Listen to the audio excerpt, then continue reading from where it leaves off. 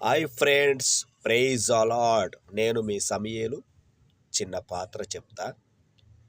ఏం పాత్ర అంటే, ఈ భూమి మీద లోకంలో ఉన్నటువంటి ఆశలన్నీ ఏంటివంటే, బైబిల్ చెప్తుంది శరీరాశ, నేత్రాశ, జీవపు డబ్బము. నేత్రాశ అంటే మనం భూలోకంలో ఏమైతే చూస్తామో, ఏమైతే ఆశిస్తామో అది చేయాలి అని కళ్ళకు ఆకర్షించుకుంటాం. అదే విధంగా ఈ కళ్ళు చేసే ప్రతి పని ఏంటంటే శరీరానికి సంతోషం పెట్టాలా అని ఆశ కలిగిందనుకో, మనసు కలిగిందనుకో, ఆ కోరిక కలిగిందనుకో, శరీరాన్ని సంతోషపెట్టే విధంగా మనం చేసుకుంటాం. శరీరాశ. ఇక శరీరాన్ని ఎంత సుఖ పెడతామంటే తృప్తిగా, లైట్‌గా చెప్తా. ఒక హోటల్‌లోకి పోయి మనకు నచ్చిన భోజనం చేసినామనుకో, నచ్చిన కూరగాయలు, నచ్చిన భోజనం దొరికిందనుకో, బయటకొచ్చి కడుపు రాసుకుంటా, అబ్బా! తృప్తిగా తిన్నానురా.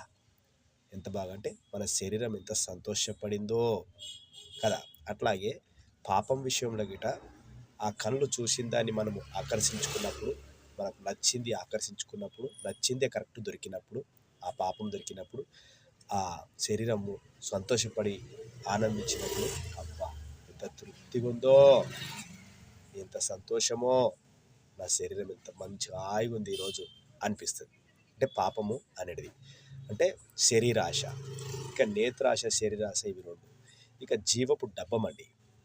ఇక జీవపు డబ్బం దగ్గరకు వచ్చేసరికి ఇంకా మనము భూలోకంలో ఎవరన్నా అడిగినప్పుడు, అంటే పలానా దగ్గరికి వెళ్ళావు కదా, నీకు అనిపించింది ఒకసారి, నాకు వెళ్ళినట్టు అనిపిస్తుంది అంటే, లేదు లేదు లేదు, అది నథింగ్ డూయింగ్, అది జరగదు అని అబద్ధం చెప్పేస్తాం. ఎందుకంటే జీవం డబ్బం అంటే డబ్లింగ్ అనేది ఎట్లుంటుందంటే చేసి చేయలేమన్నట్టు.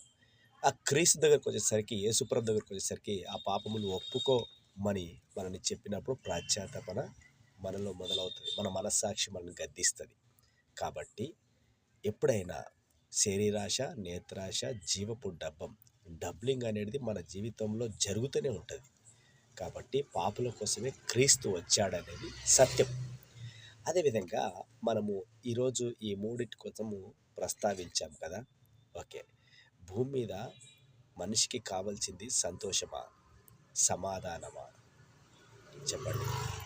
సంతోషము దేని ద్వారా, సమాధానము దేని ద్వారా?